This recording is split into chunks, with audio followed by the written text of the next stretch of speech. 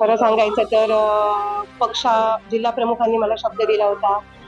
युतीमध्ये आम्हाला साटेली बेरशी तुम्हाला सुटलेली आहे. तुम्ही तुमच्या परीने प्रयत्न करा आणि आज त्यांनी मला असे आदेश दिले की तुम्ही तुमचा फॉर्म भरा. शिवसेनेकडून तुम्हाला पूर्ण पाठिंबा आहे.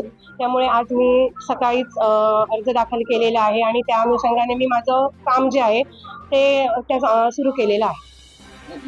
खरं सांगायचं तर युतीची जी बैठक झाली होती तर तिथे सर्वप्रथम साटेली बेरशी मतदारसंघ जो आहे तो शिवसेनेसाठी सुटलेला होता आणि भाजपचे जे काही काय म्हणतात आपण अफवा उठवलेले आहेत तर त्या खोट्या असतील किंवा त्यांच्या परीने ते काही प्रयत्न करत असतील तर तो त्यांचा भाग झाला. पण मला जे सांगण्यात आलेलं आहे ते तुम्हाला साटेली बेरशीसाठी जे एबी फॉर्म आहे तो पक्षाकडून देण्यात येईल. त्यामुळे मी त्या अनुषंगाने आज शिवसेने पक्षामार्फत फॉर्म भरलेला आहे. जे काही असेल ते सर्व निर्णय जे आहेत ते पक्षश्रेष्ठींकडून मिळतील. विकास आजपर्यंत आपण बघत आलात.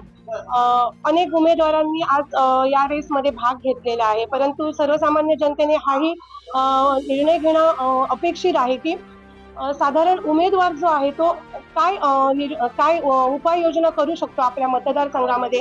बरेच उमेदवार आहेत जे आपले प्रश्न आहेत ते स्वतः मांडणं अपेक्षित आहेत किंवा एखादा प्रतिनिधी जो आहे तो स्वतः सर्वसामान्य लोकांच्या प्रश्नांसाठी झटणं महत्वाचं आहे. तर जे उमेदवार आहेत ते खरंच त्या योग्यतेचे आहेत का हेही लोकांनी तपासणं महत्वाचं आहे आणि माझं जे विजन आहे ते खरंच सर्वसामान्य जनतेपर्यंत पोहोचून त्या दृष्टीने त्यांच्या विकासात्मक ज्या काही उपाययोजना करता येतील तर त्या दृष्टीने मी खरंच प्रयत्न करणार आहे.